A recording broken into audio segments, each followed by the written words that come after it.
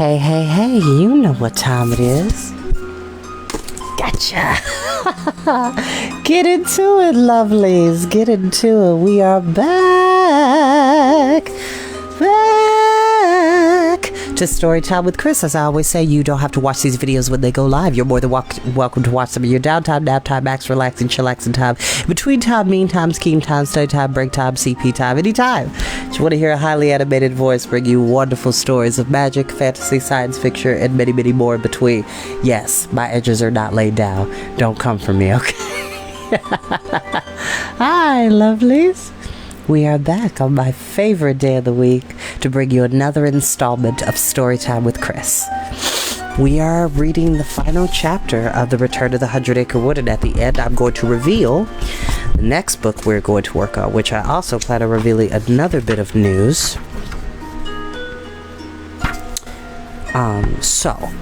For those who are not aware, I do have a YouTube channel for Storytime with Chris. I try to do my best to upload as many of the newer episodes as possible, but lately it's been a bit difficult pulling them off of Facebook and Instagram, so I'm telling you all this now. Starting tomorrow, we will only be streaming the episodes of Storytime with Chris on the YouTube channel specifically, and they are there for your free usage and to listen to them at your leisure. And as always, hit that bell notification so you don't miss a vid, and just like, share, subscribe to the channel. I don't do it for profit, y'all. I do it to get kids as well as adults excited about reading, okay? So that will be starting tomorrow. All of the newer episodes of Storytime with Chris will be directly streamed from the YouTube channel, okay? Alright. Which I still owe you all a lot of at least 25 to 30 episodes that need to be uploaded, which I will get that done. Just been a bit busy with work and life. But sit back, relax, let's get started. And before we do that, hold on. Gotcha. Okay. Chapter 10.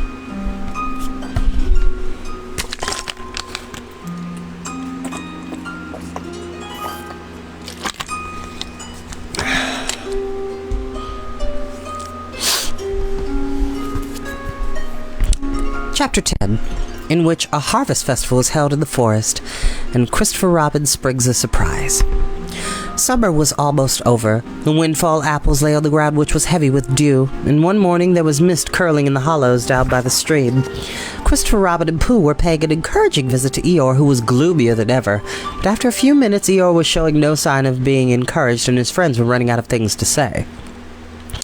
"Did you know that it will soon be Harvest Festival?" asked Christopher Robin after a particularly long silence. "What's that then?" said Eeyore suspiciously. "Well, every September people get together to celebrate the gathering in of the crops," explained Christopher Robin. "They make corn doilies and collect produce and put it on display. They then sing about everything being bright and beautiful." "Is it?" Eeyore asked. "Can't say I noticed." "What's produce?" asked Pooh. "It's food that you've got to spare, Pooh, like a pot of honey." "It is?" Pooh said, wondering if honey could be spare. "Yes, and it ought to be the best pot. The idea is to give things to the less fortunate." Pooh gulped. Thinking of his row of honey pots, especially the pot second from the left at the back, which was the tallest and the fattest.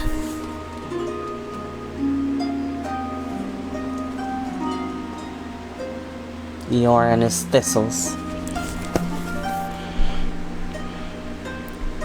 "Who are the less fortunate?" asked Pooh, who felt that he would be one of them if he had had to give away his honey.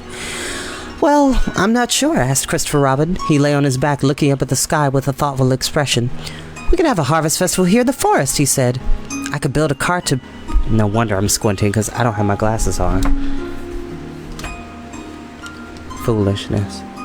There we go. Now we cook it. Yes, that's better. "I could build a cart to put the produce in and tow it behind my bicycle. Then the less fortunate could see it and take things." "You'll do as you like, of course," said Eeyore loudly, "but I'm not singing. Bad for the stomach." Although Christopher Robin had learned carpentry at school, nobody had shown him how to make a cart, and it turned out to be quite tricky. The wheels ended up rather squarish, and when he came to make the tires, there was no rubber, so he used a pair of old pajamas instead. Then there was the question of how to attach the cart to the chassis, and the chassis to the axle, and the axle to the wheels. Working all this out involved a lot of sitting around, scratching his head, and turning bits of wood over in his hands, but eventually the cart was finished. It was rather bumpy and hard to pull along, but a cart it certainly was. And you gotta give it up to Christopher Robin, being, I'm imagining at this point in the story, about 12 or 13, because he's in middle school. For him to come up with this by himself is incredibly impressive. Creativity is awesome, kids.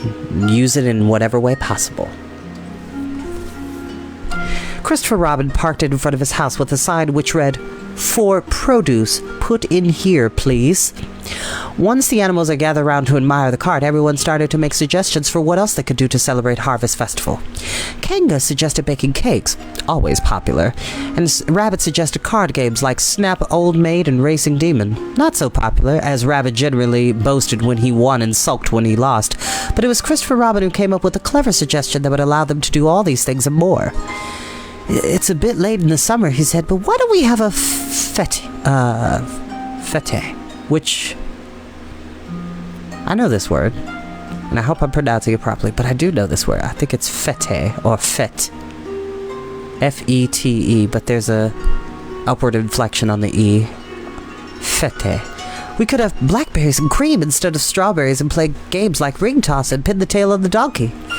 All the animals cheered, with the exception of Tigger, who thought he wouldn't eat any more blackberries, and Eeyore, who said, "Excuse me," with great dignity. Then he said it twice more until everyone else was quiet. "I believe, Christopher Robin," he continued, "you will find that I already have a tail. True, it is attached by a nail. You will understand my reluctance to have just anyone bashing away at it." "Oh, Eeyore," said Christopher Robin, "I didn't mean you should," but the old donkey held up a hoof for silence. "I shall give rides to the little ones instead," he announced. The morning of the Harvest Festival dawned bright and clear. Eeyore had been planning and working for days, and by lunchtime the fete was set up. There were stalls selling the bric-a-brac they had turned up when Rabbit helped everyone clear out their houses, and a ring toss game made from sticks and rings. An owl's platform where he would stand to recite poetry, and a mysterious booth made of blankets hung over tree branches. "Have Your Paw Read" by Madame Petulingar, said a sign that was pinned to the outside. In the middle of it all sat the cart full of produce that gleamed in the September sunshine. There were acorns from Piglet, a small pot of honey from Pooh, strengthening medicine from Tigger, homemade crabapple jam from Rabbit. Excuse me again. A whole tray of fairy cakes from Kanga, and much, much more. It had all been decorated with heather and yellow gorse. "Perfect," said Christopher Robin, looking around the glade when preparations were complete. "And now it's time for our picnic," he added as one of the fairy cakes was grabbed from the cart by a baby rabbit. Here's Eeyore, standing his ground. He said, "I will give rides to the little ones." Everybody's getting ready for ring toss. It's just a cool, simple game. It's kind of like the it is kind of like the equivalency of cornhole here in Ohio in the Midwest. I love cornhole. Grew up with cornhole. With bean bags, yes. It was a good time. The lunch was a fine one, with enough honeycomb and acorns to suggest that perhaps not all the best produce had been set aside for the less fortunate. Then as the sun started its journey down the other side of the sky, the animals opened their fete. From the start, Piglet's ring toss stand was popular. It became especially busy when some of Rabbit's friends and relations decided to throw the rings over Piglet instead of over the pegs. Things only calmed down again when Tigger got a ring wedged around his head and Christopher Robin had to remove it with soapy water. The mysterious blanket booth turned out to contain Lottie, seated in a rocking chair and wearing a mauve turban. If you paid her a small coin and offered her your paw to examine, she would tell you either that you would cross the water or that you would meet with a handsome stranger. If you paid her a large coin, you would find out you were going to do both at the same time.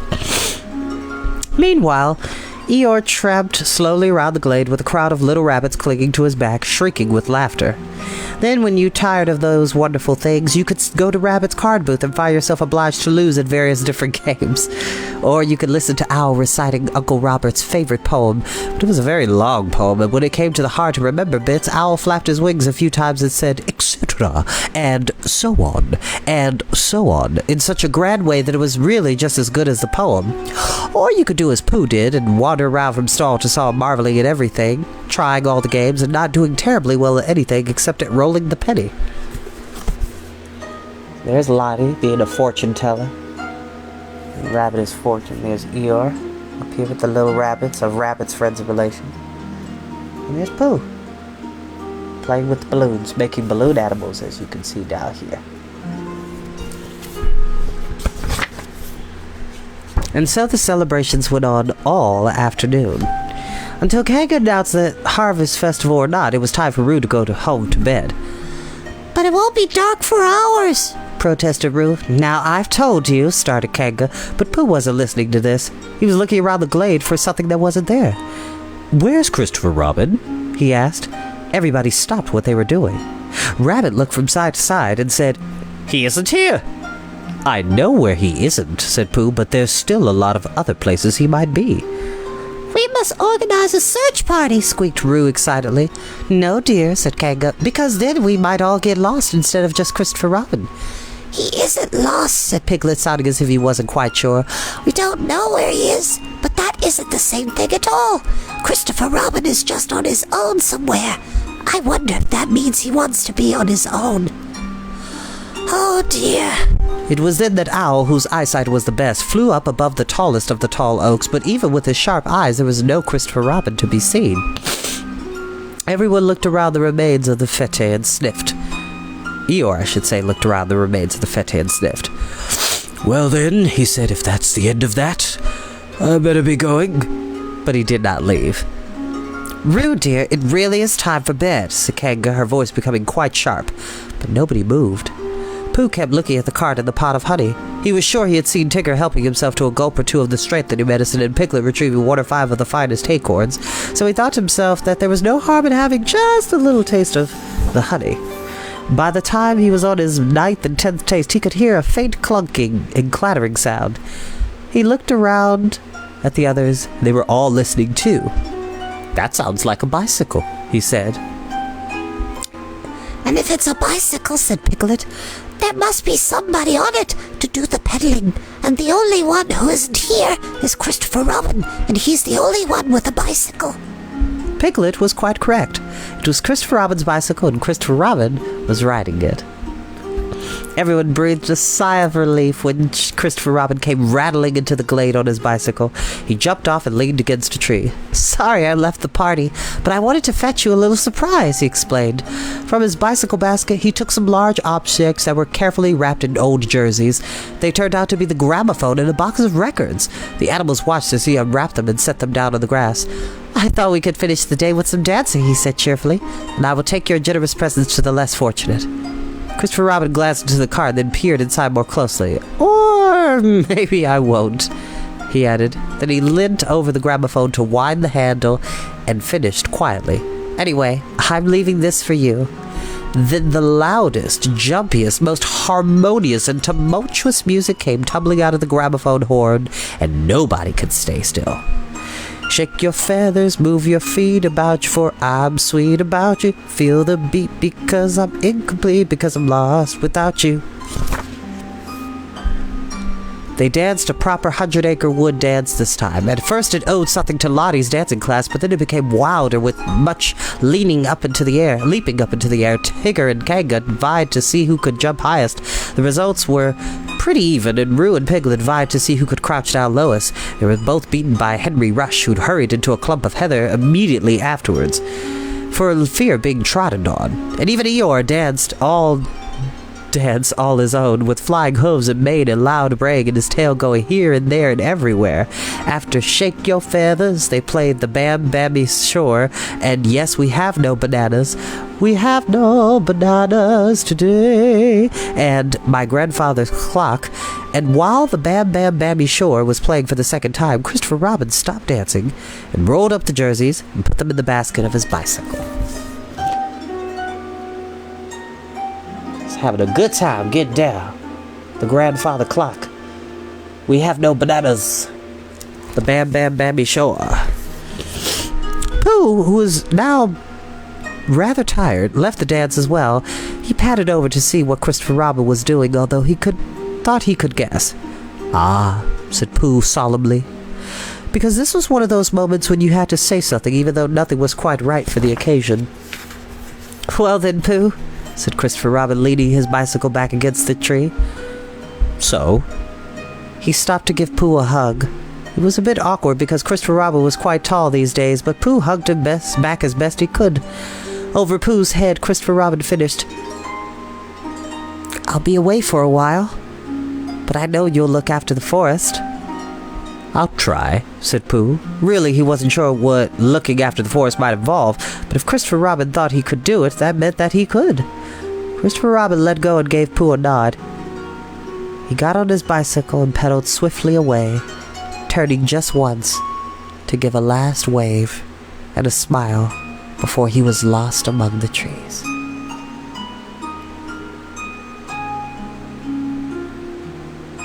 I don't know why that made me sad just now. Later, after Owl and Rabbit had had an argument over who would look after the gramophone and the records, and Lottie and Eeyore had solved the problem by carrying off the whole lot between them, Pooh and Piglet walked home through the moonlit wood. "I wonder why things have to change," murmured Piglet. Pooh thought for a while, and then said, "It gives them a chance to get better, like when the bees went away and came back." "I suppose so," said Piglet a bit hesitantly. Then he cheered up. "It's been a good summer, really. Do you remember that 6 I hit to win the cricket match?" "I do," said Pooh, a bit less cheerfully than Piglet, as he also remembered being hit on the nose by the cricket ball. And he remembered Piglet going down the well, and the census, and the academy, and the produce, and the gramophone. It all seemed mixed up with the fluff in his head, but at the same time it was so special that it deserved a hum, so he sat down on a log and made one up. "Christopher Robin has gone away. He would not stay, no, he would not stay. When will we see him? Will he be back? Did he even have time to pack? He left his music, but took his machine, the best and the bluest we'd ever seen. He left us all wandering, gone for good. No, he'll be back to our lovely wood one day, perhaps, when the sun is high. Out of the blue we will hear him cry, Piglet and Eeyore, Rabbit and Pooh, I'm back again to spend time with you." "I've singed it, but I haven't signed it," said Pooh, "because I can't write." "Doesn't matter," said Piglet. "I was wondering you weren't going to put me in like you always used to, but then at the end you did." "You don't rhyme with very much," said Pooh. "Are there many rhymes for Christopher Robin?" wondered Pooh. "And Piglet?" "I don't think so, not good ones." "We can go and ask him tomorrow." And then they remembered that Christopher Robin wouldn't be there tomorrow, or the next day. So off they went together, and if you passed by the 100-acre wood on an early autumn night, you might see them arm in arm strolling contentedly under the trees, until they are swallowed up by the mist.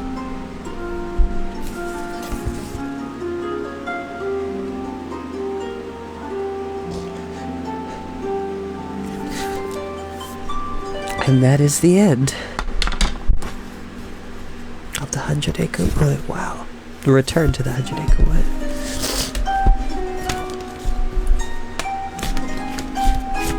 I don't care how old I get, I will always love Pooh. And the beautiful but simple lessons that they teach us in these stories. Life can be magical, even as we grow up. We may not always look back at our childhood memories, but we never truly forget the really good ones. And I have a lot of great memories with these stories. My mom used to read me these stories, and my Auntie Diane, and my Aunt Mary Alice, and I would listen to them on audiobook, cassettes, CDs. I don't care what format it came out. I always loved these stories because they were just so fun and simple and just so bright and radiant with life. But that gives us time to get comfortable with another favorite of mine from my childhood that I hope will become yours as well. The mole had been working very hard. The Wind in the Willows by Kenneth Grahame will be our next book. And trust me, you're gonna love it when I read it to you. It's one of my favorite stories, and it's got beautiful illustrations, and I'm just very excited to get into this.